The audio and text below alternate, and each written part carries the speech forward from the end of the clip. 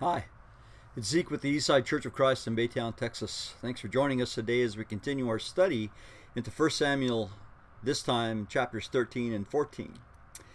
As we continue to read in the book of 1 Samuel, we'll see how in chapter 13 the narrative begins to take the same kind of shape as narratives of other kings does in the book of Kings and Chronicles. There's a transition here into a discussion of the core events of the king's reign, the king's activities. For Saul, they would be the battles that he fought on behalf of Israel, because remember back in chapter 8, when the elders came to Samuel and demanded a king, that's the kind of guy that they wanted. They wanted somebody to fight their battles. Interestingly, verse 1 inserts a note concerning Saul's age at the time of his ascension to the throne, as well as how long he reigned. The version I have, the New American Standard, says Saul was 30 years old when he began to reign, and he reigned 42 years over Israel. And the declaration that Saul reigned for 42 years aligns with Paul's reckoning of Saul's reign in Acts chapter 13, verse 21, where Paul there says that Saul had reigned for 40 years. But some other versions have very different numbers, specifically that Saul reigned for 2 years there in 1 Samuel 13 and in verse 1. And so some have speculated that perhaps the writer purposely used that smaller number to indicate that Saul only reigned for 2 years before God ultimately rejected him as king. And we'll see that when we get to 1 Samuel chapter 15. And so Paul's larger number of reigning for 40 years would represent the total number of years that Saul functioned as a king in spite of his rejection by the Lord. He wore the crown for 40 years, but God rejected him after 2. Another solution is to translate the verse as the English Standard Version does, or the King James Version does, which would read, Saul lived or reigned for 1 year and then became king. And when he had reigned for 2 years over Israel, verse 2 says, he chose for himself 3,000 men. And that makes a pretty good translation, because it heads right into the army life of Saul, how he would be such a military hawk and be, at least in the people's eyes for now, the kind of king that they thought they wanted. So let's continue reading in 1 Samuel chapter 13. And it's going to be some sad reading, because we're going to see that although Saul has finally consolidated power, it's going to be a sad reign. We're going to see missteps by this guy all over the place. And we've made the comment before that Saul is really a tragic figure. He's a sad looking guy on many levels. In spite of sometimes his meaningless, he takes 1 step forward sometimes and 2 or 3 or 4 steps back. And so let's look at what chapter 13 describes to us as Saul's foolish sin. Let's begin by the fact that the Philistines are causing panic for Saul and his men. In 1 Samuel 13 and verse 2, we read that now Saul chose for himself 3,000 men of Israel, of which 2,000 were with Saul in Michmash in the hill country of Bethel, while 1,000 were with Jonathan at Gibeah of Benjamin. But he sent away the rest of the people, each to his own tent. Jonathan smote the garrison of the Philistines that was in Gibeah, and the Philistines heard of it. Then Saul blew the trumpet throughout the land, saying, Let the Hebrews hear. All Israel heard the news that Saul had smitten the garrison of the Philistines, and also that Israel had become odious to the Philistines. The people were then summoned to Saul at Gilgal. Now, the Philistines assembled to fight with Israel, 30,000 chariots and 6,000 horsemen, and people like the sand, which is on the seashore in abundance, until they came up and camped in Michmash, east of Beth Aven. When the men of Israel saw that they were in a strait, for the people were hard pressed, then the people hid themselves in caves, in thickets, in cliffs, in cellars, and in pits. Also some of the Hebrews crossed the Jordan into the land of Gad and Gilead, but as for Saul, he was still in Gilgal, and all the people followed him, trembling. Now, we see that the first skirmish against the Philistines ends on a high note. Saul assembles an army, and he divides it into two companies between himself and his son Jonathan. But notice something about Saul's army. It says that there's 3,000 men. Well, that's down from the 330,000 we saw back in chapter 11.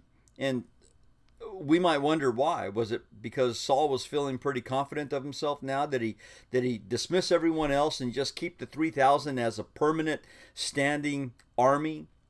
Well, Jonathan has some success in verse 3 over the Philistines. And it's interesting that it mentions Geba. Geba is a Levitical city. And it was something apparently to toot Saul's horn about, because that's exactly what he does there in verse 3. He blew the trumpet through the land, saying, "Let the Hebrews hear." Now maybe he just wanted them to know that they had experienced a victory, or perhaps it was a call to the Israelites to regather again, to try to build up the army again. Because the Philistines reassembled with a much larger force. 30,000 chariots, 60,000 horsemen. It says the people were like the sand which is on the seashore in abundance, and they came up and camped in Michmash, east of Beth Aven. So, a sea of soldiers against 3,000 men. And it had gotten to the point where this had struck fear in the heart of Saul's men, so much so that some started abandoning. They started hiding in holes in the ground, in caves, and in cliffs, and some just ran away. They ran away across the east side of the Jordan River, trying to get away from this massive army, which is the largest Philistine army recorded in the Bible. Well, this has everyone, of course, concerned. They're shaking in their sandals, and they're not sure what to do. The end of verse 7 says that all the people followed him trembling. Well, what's he going to do? Well, Saul is going to be known for being a presumptuous king. In verse 8, it says, he waited 7 days. Apparently he had received an order or a command from Samuel to wait 7 days at Gilgal, and when Samuel got there, they would apparently ask for God's aid in the battle. Well, he waited 7 days, according to the appointed time set by Samuel, it says, and Samuel did not come to Gilgal. The people were scattering from him. So Saul said, "Bring to me the burnt offering and the peace offerings." And he offered the burnt offering. As soon as he finished offering the burnt offerings, behold, Samuel came. And Saul went out to meet him and to greet him. Now we'll stop there for just a minute. Though he had instructions to wait on Samuel, in order to rally his frightened men, he takes it upon himself to offer these sacrifices. And it won't be the first, rather it won't be the last time that Saul is presumptuous, but neither will it be the last time that a king of Israel would act presumptuously in a role that's not his in which to serve. I'm thinking about King Uzziah in 2 Chronicles chapter 26. I'm going to turn there. In 2 Chronicles chapter 26, we have another military hawk in King Uzziah. King Uzziah served sometime after Saul. And we see in 2 Chronicles 26 in verse 11 that Uzziah had an army ready for battle. And this army was apparently one that he was very proud of and prepared well for. In verse 14, it says, Uzziah prepared for all the army shields, spears, helmets, body armor, bows, and sling stones. And he made engines of war in Jerusalem, invented by skillful men, to be on the towers and on the corners for the purpose of shooting arrows and great stones. Hence his fame spread afar, for he marvelously helped until, or rather he was marvelously helped until he was strong. Now, that sets up what we're about to read, I think. It reminds us that Uzziah, like Saul, had become popular, had become somewhat mighty, at least in his own eyes for sure. And in 2 Chronicles 26 and verse 16, it said, when he, Uzziah, had become strong, his heart was so proud that he acted corruptly, and he was unfaithful to Yahweh his God, for he entered the temple of Yahweh to burn incense on the altar of incense. Then Azariah the priest entered after him, and with him 80 priests of Yahweh, valiant men. They opposed Uzziah the king and said to him, it is not for you, Uzziah, to burn incense to the Lord, but for the priests, the sons of Aaron, who are consecrated to burn incense. Get out of the sanctuary, for you have been unfaithful, and you will have no honor from the Lord God. But Uzziah, with a censer in his hand for burning incense, was enraged. And while he was enraged with the priests, the leprosy broke out on his forehead before the priests in the house of the Lord, beside the altar of incense. Azariah the chief priest and all the priests looked at him, and behold, he was leprous on his forehead, and they hurried him out of there. And he himself also hastened to get him out because the Lord had smitten him. And King Uzziah was a leper to the day of his death, and he lived in a separate house, being a leper, for he was cut off from the house of Yahweh. And Jotham his son was over the king's house, judging the people of the land. Now I know that there are different circumstances that are going on for Uzziah than there were for Saul, but the presumptuousness is the same. Uzziah presumed to do something that wasn't in his place to do when the priest called him to the carpet for it. Well, it's the same thing we see going on with Saul back in 1 Samuel 13. He waited, and he was so antsy, thinking that perhaps Saul was not going to show, that he took it upon himself to do something that was not in his office to do. Of course, there's more going on back in 1 Samuel 13 than Saul merely usurping the priest's role. Also at hand, at issue, is whether Saul would be subject to the prophet Samuel. You know, the prophets spoke for God. They spoke authoritatively for God.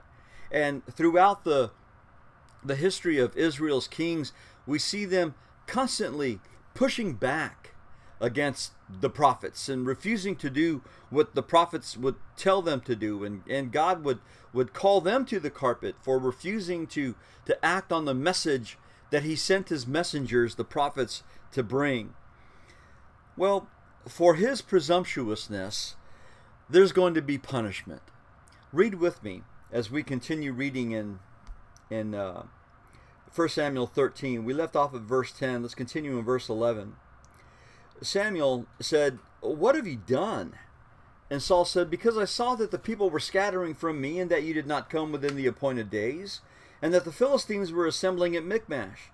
Therefore I said, now the Philistines will come down against me at Gilgal, and I have not asked the favor of the Lord. So I forced myself and offered the burnt offering." And Samuel said to Saul, "You have acted foolishly. You have not kept the commandment of the Lord your God, which he commanded you. For now the Lord would have established your kingdom over Israel forever. But now your kingdom shall not endure. The Lord has sought out for himself a man after his own heart, and the Lord has appointed him as ruler over his people, because you have not kept what the Lord commanded you." Notice how, before receiving his punishment, apparently Saul knows that he's got some explaining to do. And so he starts by pointing the finger at everyone else. He says, the people were scattering. He says, you did not come, Samuel. The Philistines were assembling, and so I forced myself to do this thing.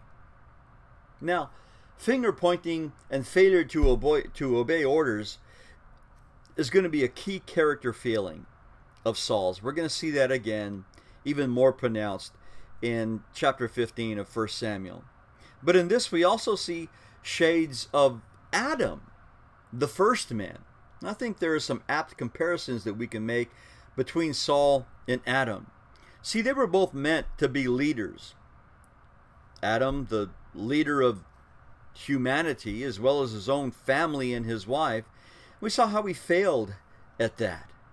We saw where they were violators. They were disobedient to God's commands. And they abdicated their personal responsibility. Just as Saul was making excuses for what he did and pointing the finger at everyone else. Remember, we saw that from the very first man, Adam, as he blamed his wife and then God, while his wife also pointed the finger at the serpent. Ultimately, though, they were losers. Adam lost paradise. The garden was shut to him. And now the kingdom is going to be shut to Saul. And Samuel dismisses Saul's excuses without even acknowledging them. He places the blame securely on Saul himself. He says, "You have acted foolishly. You have not kept the commandment. And so the punishment is that your kingdom shall not endure." He says, you could have had a dynasty. You could have secured the kingdom for yourself and your offspring, he says in verse 13, forever. But in this boneheaded, presumptuous incident, he blew it. His sons would not reign in his place. He would not have a dynasty and a continued lineage of royalty over Israel. Which tells us something. Our sins sometimes affect other people. Sometimes they affect our family. Sometimes they affect our lineage. Sometimes it is our sons and grandsons who have to bear the consequences for dumb things that we've done. Not the guilt for what we've done, but the consequences of what we've done. And God says through Samuel, I am going to find someone after my own heart. And of course, David would have the opportunity to be that man. Just as God told Saul through Samuel that your kingdom shall not endure, God promised David, your house and your kingdom shall endure before me forever. Your throne shall be established forever. And there in verse 14, where Samuel tells Saul that Yahweh has sought out for himself a man after his own heart, it implies at least two things. What is a man after God's heart? Well, first of all, it's a man that God has chosen, a man whom I have selected, a man that my heart desires, God might say. And also a man after my affection, a man after my will, a man who will be committed to what is in my heart. And of course, David will prove to be this man, although he doesn't enter the scene until chapter 16. I want you to notice with me as we continue on through 1 Samuel that there is weakness in Israel. In verse 15, first of all, we see that there's a lack of warriors in Israel. It says, Samuel arose and went up from Gilgal to Gibeah of Benjamin, and Saul numbered the people who were present with him, about 600 men. Wow. Remember at first there were 330,000 in 1 Samuel 11, and then the beginning of this chapter it's gone down to 3,000, and now the number has dwindled to a mere 600 men. We read in verse 16, it says, Now Saul and his son Jonathan and the people who were present with them were staying in Gibeah of Benjamin, while the Philistines camped at Michmash. They're just a couple of miles away.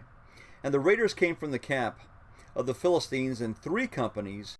One company turned toward Ophrah to the land of Shual, and another company turned toward Beth Horon, and another company turned toward the border which overlooks the valley of Zeboim toward the wilderness.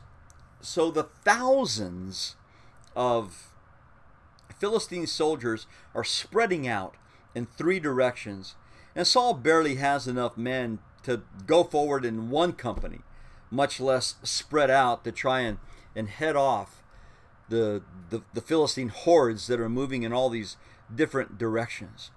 So there's a lack of warriors right now for Saul. But not only that, there's also a lack of weaponry. In verse 19, It says, "Now no blacksmith could be found in all the land of Israel, for the Philistines said, otherwise the Hebrews will make swords or spears. So all Israel went down to the Philistines, each to sharpen his plowshare, his mattock, his axe, and his hoe. The charge was 2/3 of a shekel for the plowshares, the mattocks, the forks, and the axes, and to fix the hoes. And so it came about on the day of battle that neither sword nor spear was found in the hands of any of the people who were with Saul and Jonathan, but they were found with Saul and his son Jonathan. And the garrisons of the Philistines went out to the pass at Michmash." Aside from monopolizing access to metal, the Israelites mostly used bronze, as I understand it, which is a much softer metal than the iron that the Philistines had a monopoly on. But aside from monopolizing that access, the Philistines also charged outrageous prices to sharpen simple farming implements. They had a corner on metal. And it just goes to show more of the oppression that the Philistines were pressing on the Israelites with. Well, Saul has got some enemies in these Philistines. And these enemies are going to prove to him to maybe not even be near as pathetic as the enemy he fights within. I want you to notice as we continue reading now in chapter 14 how Saul barely proceeds with caution while his son Jonathan has got all the confidence in the world in the Lord. In chapter 14 and in verse 1, it says, "Now the day came that Jonathan, the son of Saul, said to the young man who was carrying his armor, 'Come, let's cross over to the Philistines' garrison that's on the other side,' but he did not tell his father. Saul was staying in the outskirts of Gibeah under the pomegranate tree, which is a Migron, and all the people who were with him were about 600 men. And Ahijah, the son of Ahitub, Ichabod's brother, the son of Phinehas, the son of Eli, the priest of the Lord at Shiloh, was wearing an ephod. And the people did not know that Jonathan had gone. Between the passes by which Jonathan sought to cross over to the Philistines' garrison, there was a sharp crag on one side and a sharp crag on the other side, and the name of the one was Bozez, and the name of the other was Seneh. The one crag rose on the north opposite Michmash, and the other on the south opposite Geba. Then Jonathan said to his young man who was carrying his armor, 'Come, let us cross over to the garrison of those uncircumcised. Perhaps Yahweh will work for us. For Yahweh is not restrained to save by many or by few.' His armor-bearer said to him, 'Do all that is in your heart. Turn yourself, and here I am with you according to your desire.' Then Jonathan said, 'Behold, we will cross over to the men and reveal ourselves to them. If they say to us, Wait until we come to you, then we will stand in our place and not go up to them. But if they say, Come up to us, then we will go up. For Yahweh has given them into our hands, and this shall be the sign to us.' When both of them revealed themselves to the garrison of the Philistines said, 'Behold, Hebrews are coming out of the holes where they've hidden themselves.' So the men of the garrison hailed Jonathan and his armor-bearer and said, 'Come up to us, and we will tell you something.' And Jonathan said to his armor-bearer, 'Come up after me, for Yahweh has given them into our hands.' Then Jonathan climbed up on his hands and feet, with his armor-bearer behind him, and they fell before Jonathan, and his armor-bearer put some to death after him. The first slaughter which Jonathan and his armor-bearer made was about 20 men, within about half a furrow and an acre of land. And there was a trembling in the camp, in the field, and among all the people. Even the garrison and the raiders trembled. And the earth quaked, so that it became a great trembling." We'll stop there for a minute. I want you to notice how the Philistines had spread out before, as we noticed in this seemingly unbeatable force. Saul and his 600 were waiting and quaking in their sandals at Gibeah, while Jonathan summoned his armor-bearer, his courage, and his faith. And I love that that statement of faith that he makes, where he says, the Lord, it doesn't matter if there are many or few. He says, we're going to win. He goes up, and his plan just defies all military logic. I mean, think about, he goes up, and there's no element of surprise. He gives that all up by revealing his position.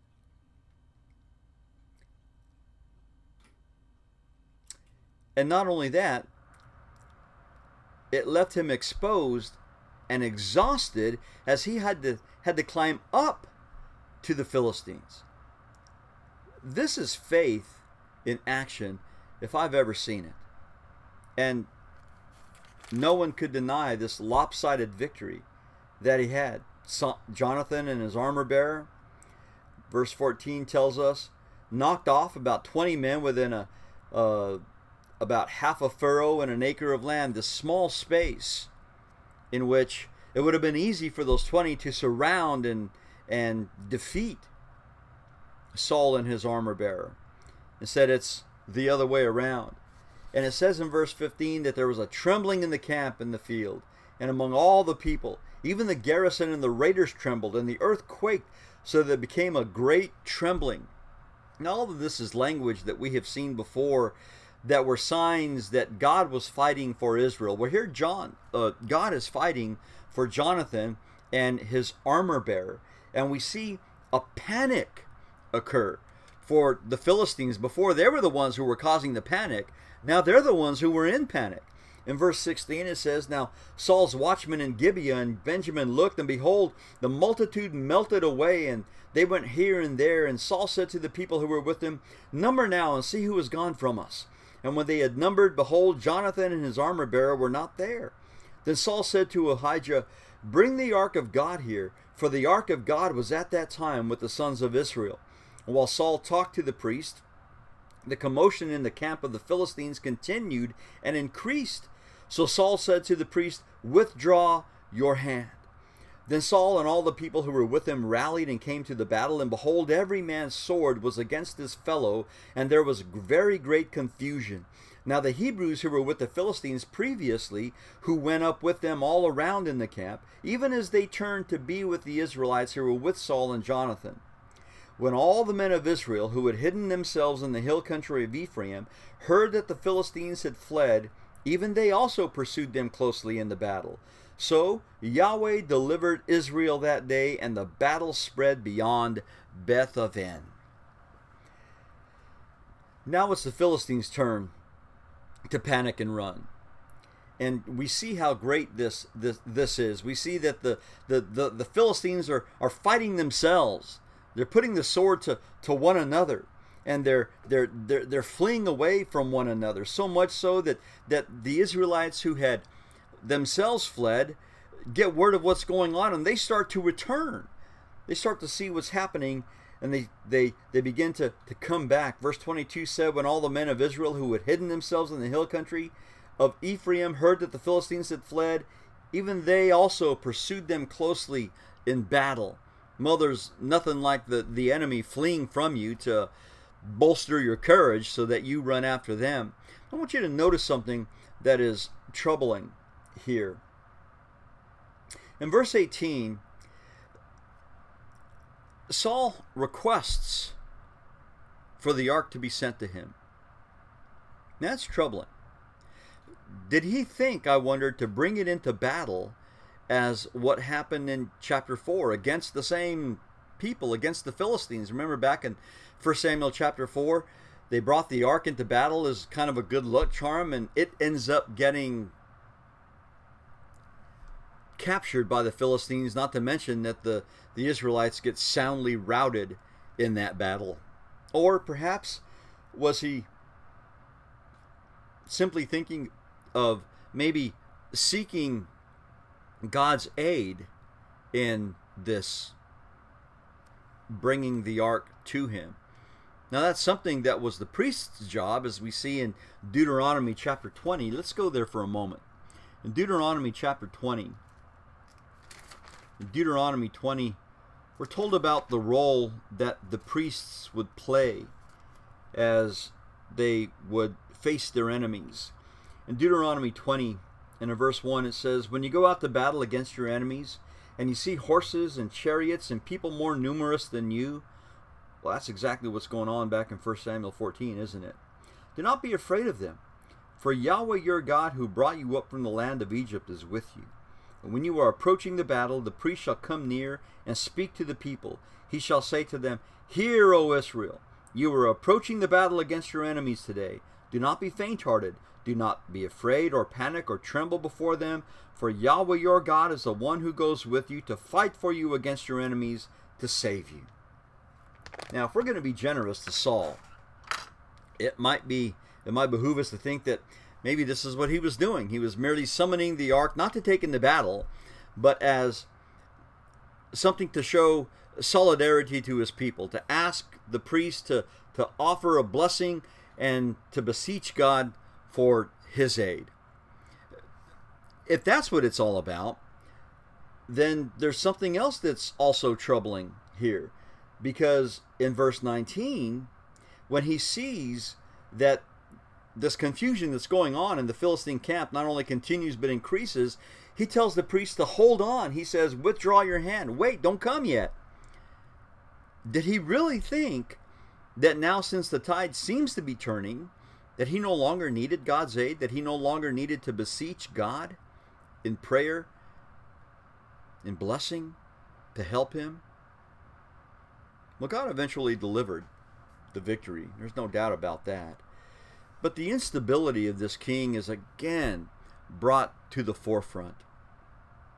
And in his own misguided way, he institutes a fast that has effects not only on his soldiers, on his son, but finally on himself. Let's read. In verse 24 of 1 Samuel 14, it says, "Now the men of Israel were hard pressed on that day. For Saul had put the people under oath, saying, 'Cursed be the man who eats food before evening, and until I have avenged myself on my enemies.' So none of the people tasted food. All the people of the land entered the forest, and there was honey on the ground. And when the people entered the forest, behold, there was a flow of honey, but no man put his hand to his mouth, for the people feared the oath." So there's an effect of fear on his soldiers, but what effect did this have on their bodies? When we skip down to verse 31, when they finally got into battle, it says they struck among the Philistines that day, from Michmash to Aijalon, and the people were very weary. The people rushed greedily upon the spoil, and took sheep and oxen and calves, and slew them on the ground. And the people ate with the blood. Then they told Saul, "Behold, the people are sinning against the Lord by eating with the blood." And he said, "You've acted treacherously. Roll a great stone to me this day." Saul said, "Disperse yourselves among the people, and say to them, each one of you bring me his ox or his sheep, and slaughter it here and eat. And do not sin against the Lord by eating with the blood." So all the people that night brought each one his ox with him, and slaughtered it there. Now, enjoining a fast was a way to, or at least an attempt to seek God. In fact, that was the intention of a fast. You inflicted yourself in a way to entreat God's favor, in a way to beseech him for his help. But the decision seems to be more impulsive than anything, without Saul having considered the implications, having thought through all the consequences. But I want you to note also how Saul makes this all about Saul. In verse 24, as he pronounces the curse, "Cursed be the man who eats food before evening, until I have avenged myself on my enemies." Well, wait a minute. Weren't they God's people? Wouldn't this be retribution on behalf of all the people, not just for Saul's cowardice before? We're starting to see Saul turn more and more inward. And this misguided zeal by Saul in calling for a fast only had the effect of weakening and wearying the men who needed all the caloric intake they could get for battle. And when food was finally present, they pounced on it, and they ate it in such a way that it was sinful. They ate it before draining the blood. So in his desire to seek God's favor by fasting, Saul made his men sin against the Lord. And of course, this has an effect on his son as well. In chapter 14 and verse 27, it says, "But Jonathan had not heard when his father put the people under oath. Therefore he put out the end of the staff that was in his hand and dipped it in the honeycomb, and put his hand to his mouth, and his eyes brightened. Then one of the people said, 'Your father strictly put the people under oath, saying, Cursed be the man who eats food today.' And the people were weary. Then Jonathan said, 'My father has troubled the land. See now how my eyes have brightened, because I have tasted a little bit of this honey. How much more, if only the people had eaten freely today of the spoil of their enemies, which they had found. For now the slaughter among the Philistines has not been great.'" Jonathan was apparently unaware of his father's command. And he found, and like any hungry soldier, he ate the honey. And naturally, the nourishment energized him. Says his eyes brightened. I like that saying. But upon learning of Saul's directive, Jonathan openly disagrees with it. He says in verse 29 that my father has troubled the land. That's the same kind of statement that harkens back to the sin of Achan. Go with me for a moment to the book of Joshua. Joshua chapter 7. Joshua 7. You remember in the book of Joshua, Israel was defeated at Ai after experiencing that wonderful victory at Jericho before. And the reason that they were defeated at Ai is because a fellow named Achan had taken some things that were banned for Israel to take. He sinned against the Lord. But I want you to notice how Joshua puts it. In Joshua 7 and verse 25, he says, "Why have you troubled us? Yahweh will trouble you this day." And all Israel stoned them with stones, and they burned them with fire after they had stoned them with stones. Just as Achan troubled Israel and paid a high price for it, Jonathan, Saul's son, says that his father is troubling Israel. And that's a foreboding thought. It's a foreboding statement. There's trouble to come. When we go back to 1 Samuel chapter 14, we find that the effect of this foolish fast continues to spread until finally it's got consequences for Saul himself. Let's read about that. In verse 35, it says, "Saul built an altar to the Lord, and it was the first altar that he had built to the Lord after the people had pounced on that food and had eaten it in a way that was against the law of Moses." At least to his credit, Saul realizes that there's something that needs to be done. Verse 36 says, "Then Saul said, Let us go down after the Philistines by night and take spoil among them until the morning light, and let us not leave a man of them. And they said, Do whatever seems good to you. So the priest said, Let us draw near to God here. Saul inquired of God, Shall I go down after the Philistines? Will you give them into the hand of Israel? But he did not answer him that day." We'll stop there for just a moment. Saul is now torn. He's probably unwilling to take another rebuke from Samuel. And so he does whatever he can to try to get some kind of direction from God. But it tells us that God doesn't answer. And we get the impression of a man who is very out of touch with God's will. And so what Saul concludes is that God's failure, or rather God's silence, is indication that there's sin in the camp. And later on he says, even if it's Jonathan, even if it's my son, that man will die. Well, of course, It was his son. In verse 41, it says, Saul said to the Lord, the God of Israel, give a perfect lot. And Jonathan and Saul were taken, but the people escaped. Saul said, cast lots between me and Jonathan my son. And Jonathan was taken. Then Saul said to Jonathan, tell me what you've done. So Jonathan told him and said, I indeed tasted a little honey with the end of my staff that was in my hand. Here I am, I must die. Saul said, may God do this to me and more also, for you shall surely die, Jonathan. But the people said to Saul, must Jonathan die, who has brought about this great deliverance in Israel? Far from it. As Yahweh lives, not one hair of his head shall fall to the ground, for he has worked with God this day. So the people rescued Jonathan, and he did not die. And we'll stop there. Finding out that it was Jonathan, Saul is prepared to kill his own son rather than go back on the vow that he had taken. And Jonathan, for his part, is willing to pay the price.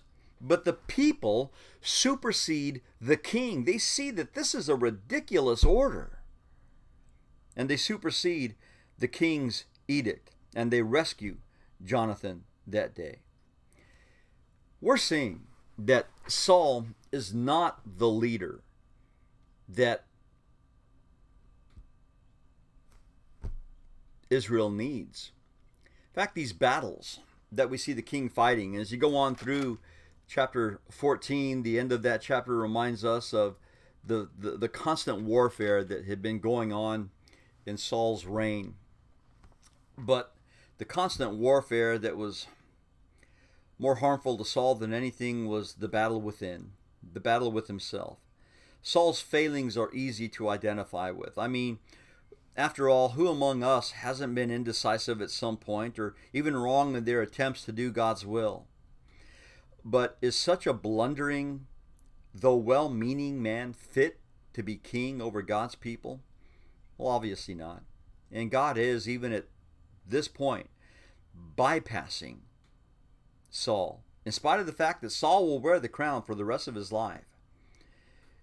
God is bypassing him in favor of a more suitable king, the one he calls a man after my own heart. And that's a man that we're going to be introduced to in a couple lessons from now. But next time, we're going to read about Saul's further failures and the final forfeiture of the kingdom. I hope you'll join us. Thanks for being with us in this study. God bless you.